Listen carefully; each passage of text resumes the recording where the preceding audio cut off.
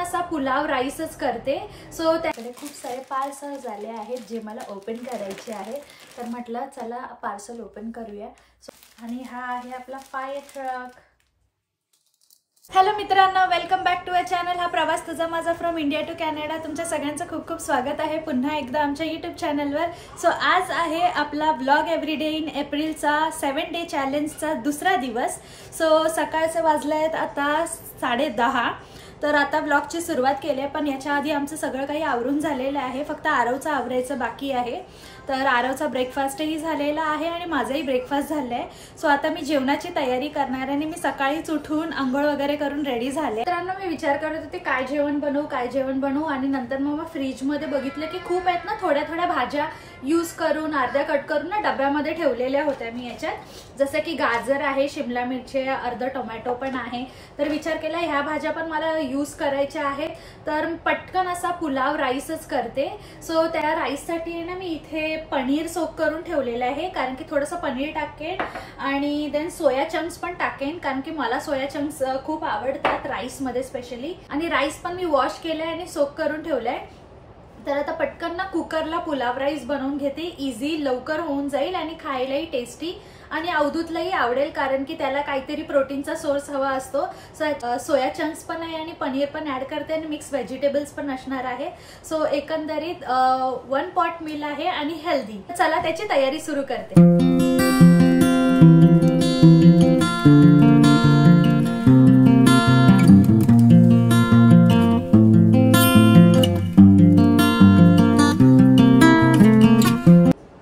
जेवण बनवायला सुरू करायच्या आधी जसं की तुम्हाला माहिती आहे की आता पुढचे येते 7 दिवस तुमच्यासाठी कंटिन्यू रोज व्लॉग येणार आहे, तर प्लीज सगळे व्लॉग बघा आवडीने आणि लाईक, शेअर आणि सबस्क्राईब नक्की करा।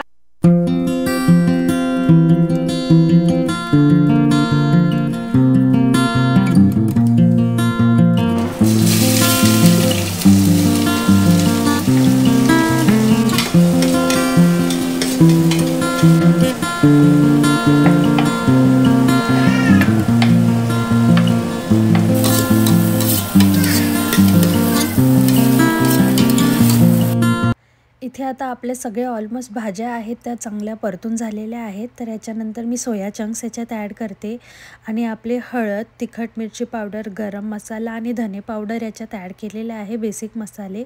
आणि चवीनुसार मीठ ॲड केलेलं आहे याच्यामध्ये। आणि आपला जो राईस आपण सोक करून ठेवलेला होता तो पण याच्यात ॲड केलेला आहे।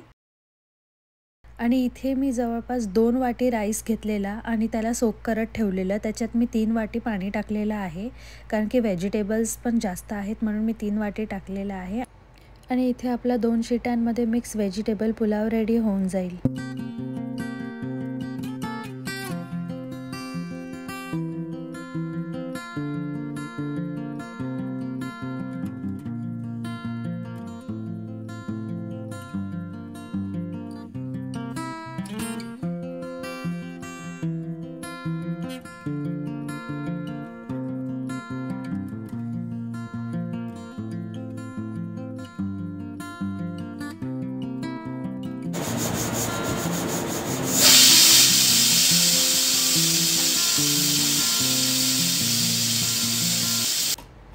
आणि इथे तुम्ही बघू शकता आपला मिक्स व्हेजिटेबल पुलाव आणि एकदम मस्तपैकी झालेला आहे आणि एकदम सुटसुटीत झालेला आहे।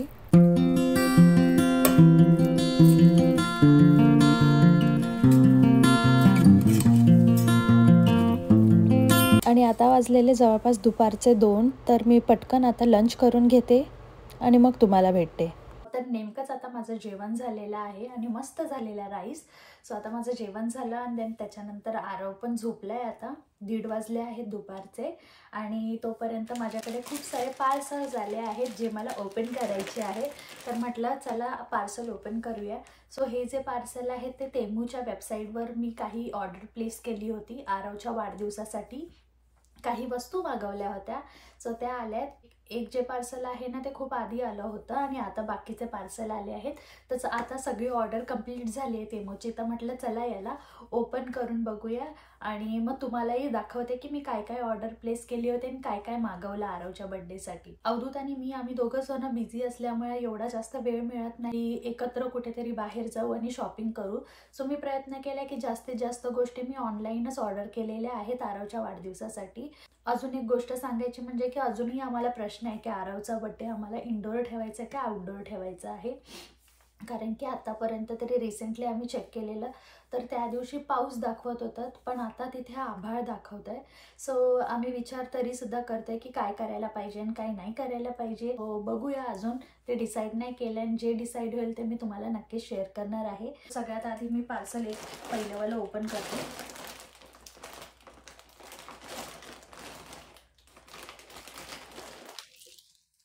एवढं टेप लावलंय याला कळतच नाही कुठून उघडायचंय.